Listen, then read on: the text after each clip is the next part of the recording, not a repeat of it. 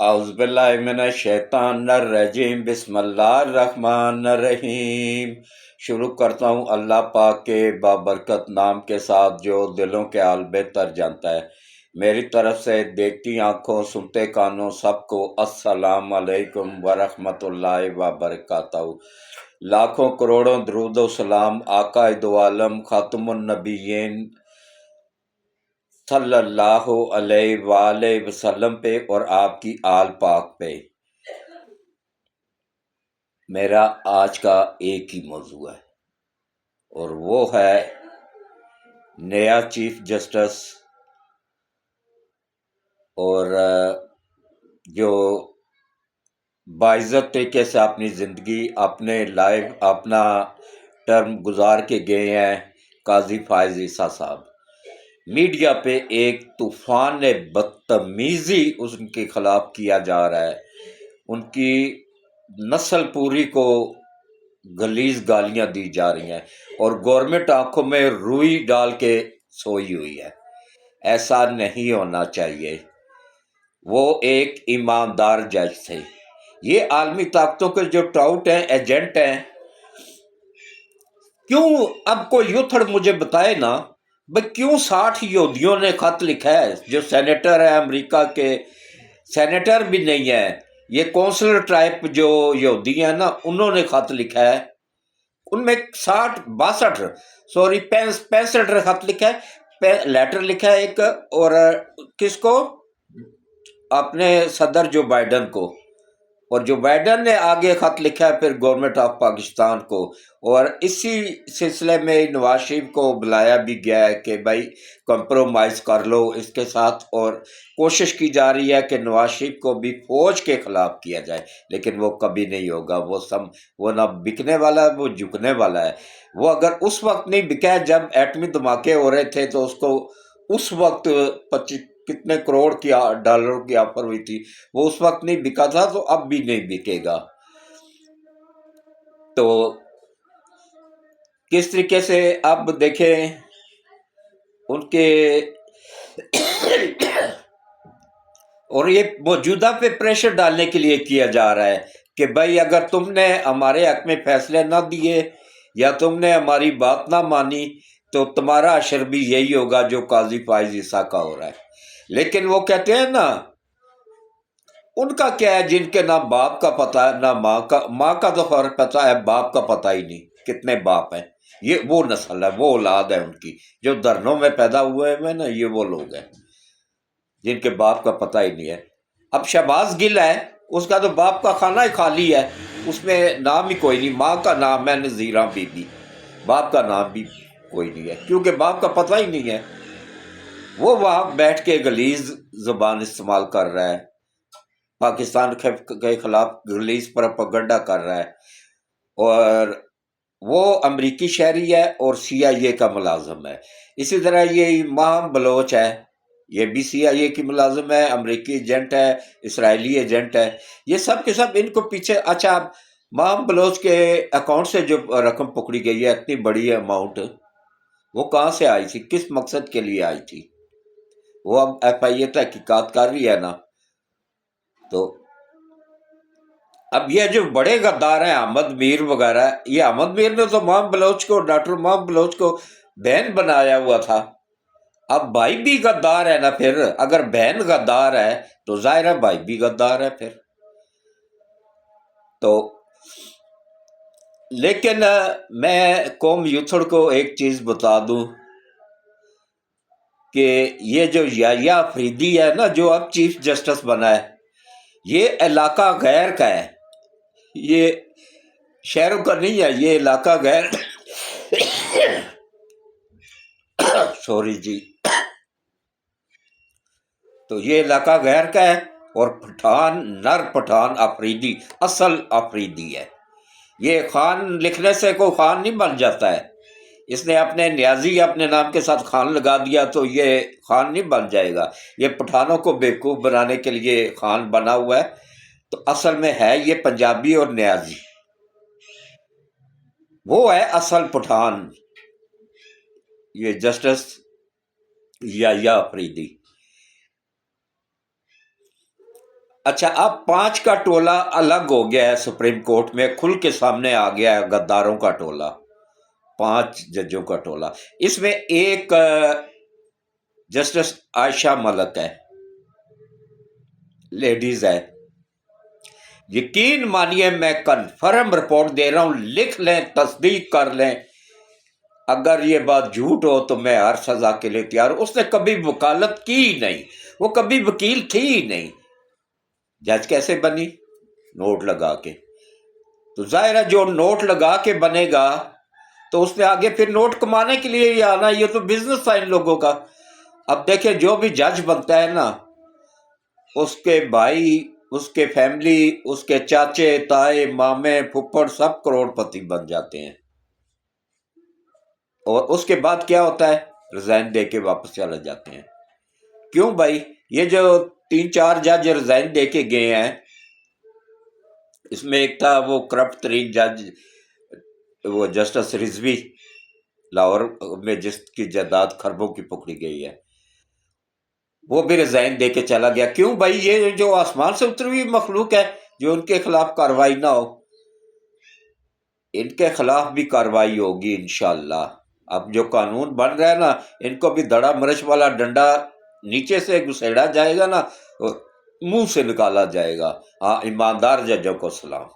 یہ اب کھل کے سامنے آ گئے ہیں 5 جج، ان میں ایک وہ لیڈیز جج ہے، وہ بھی کرپٹ ترین جج ہے، اور ایک وہ جو ہے لاہور سے جو تبدیل ہوا ہے، وہ تو شروع سے ہی لاہور میں جب تھا نا، اس وقت بھی عالمی طاقتوں کا ہی ٹراؤٹ تھا، ان کا ہی ایجنٹ تھا، اب بھی ان کا ہی ایجنٹ ہے۔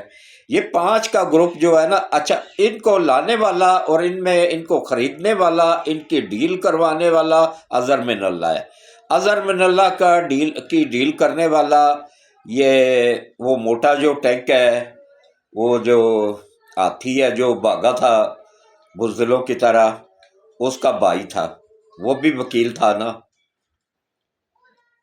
تو وہ اظہر من اللہ کا خریدنے والا وہ تھا، وہ ٹرکوں والی سرکار۔ یہ ٹرکوں والی سرکار ہے جو پانچواں ان کے ساتھ شامل ہوا لاہور سے۔ یہ ٹرک لے کے فیصلہ کرتا تھا، پوری کی پوری لاہور ہائی کورٹ میں اس بندے نے گن ڈالا ہوا تھا، اب سپریم کورٹ میں گن ڈالنے کے لیے آیا ہوا ہے۔ لیکن اب یہ اللہ کی پکڑ میں 5 آ چکے ہوئے ہیں، ان کو قاضی فائز عیسیٰ کی بددعا لگ گئی ہے۔ اچھا ان میں 5واں جو ان کا سردار ہے، جو کنگ ہے، جو یہ جو ملک سے فرار ہو گیا ہے، جس کو شاہ کہنا بھی شاہوں کی توہین ہے۔ شاہ بہت عظیم ہستی ہوتے ہیں، یہ شاہ نہیں ہے، شاہوں کے نام پہ دھبا ہے۔ اس نے لیٹر ایک لکھا ہے، اس میں ایسی غلیظ زبان استعمال کی گئی۔ اچھا جو بھی عمران کے ساتھ لگتا ہے نا، وہ خود غلیظ آدمی ہے، اس کے ساتھ جو لگتا ہے وہ بھی غلیظ ہی ہو جاتا ہے۔ احمد خان دیکھ لیں، کتنا چوٹی کا وکیل تھا، کتنی عزت تھی اس کی، اس کے ساتھ لگا ہے، ایک ٹکے جتنی ویلیو نہیں رہ گئی ہے۔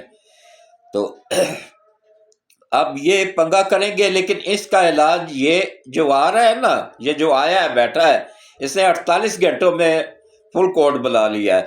اب فل کورٹ میں جو فیصلے ہوں گے نا، وہ یہ بھی یاد رکھیں گے، ان کی نسلیں بھی یاد رکھیں گی۔ تو انشاءاللہ یہ بھی آئین اور قانون کے تحت چلے گا۔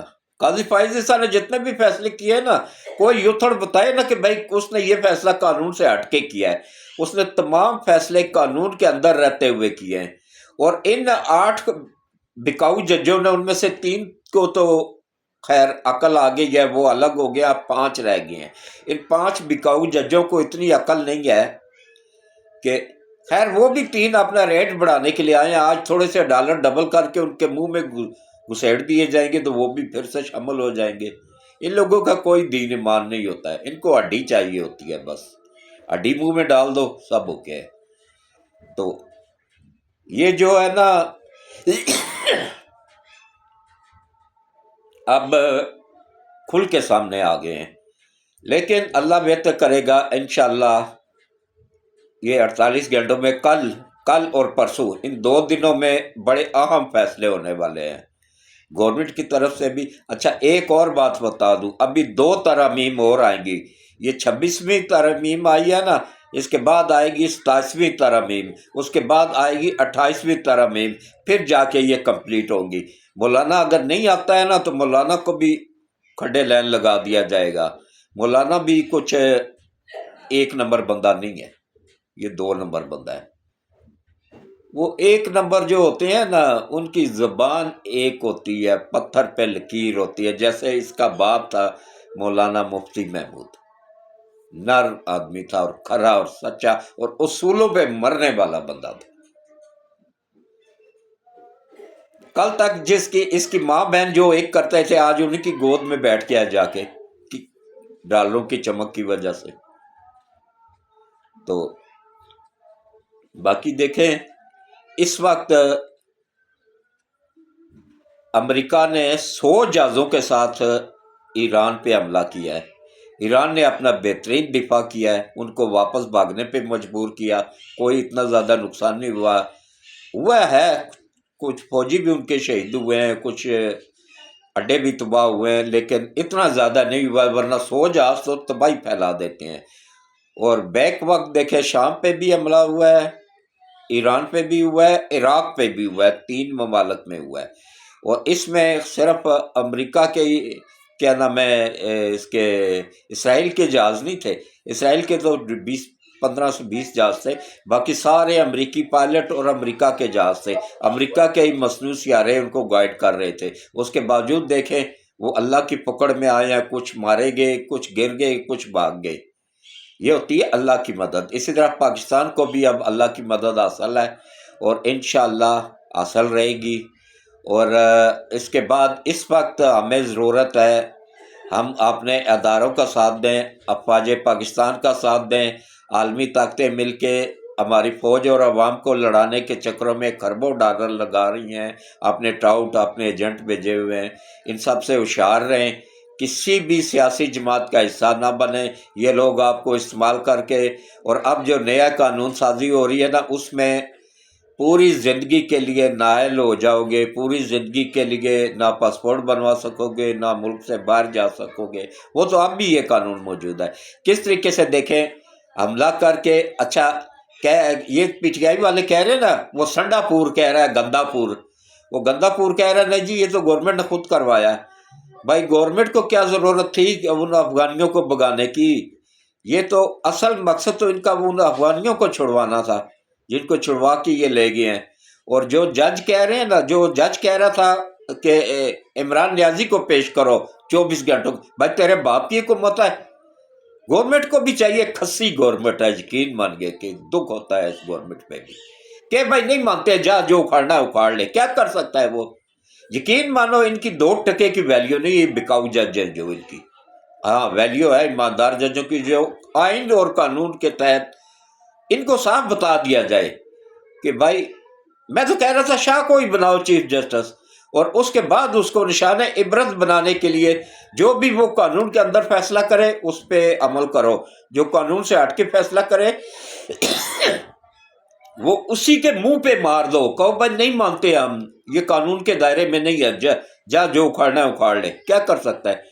زیادہ سے زیادہ ان کے پاس یہ اختیار ہوتا ہے نا آرمی کو بلانے کا، آرمی کو پہلے ہی اپنے خلاف کر چکے ہوئے ہیں، آرمی کے اوپر جن دہشت گردوں نے حملہ کیا اور جن لوگوں نے ان کے املاک کو نقصان پہنچایا، ان کو سب کو یہ بری کر کر کے ملک سے باہر بھیج رہے ہیں، وہ دہشت گرد عورتوں کو بھی بھیج رہے ہیں۔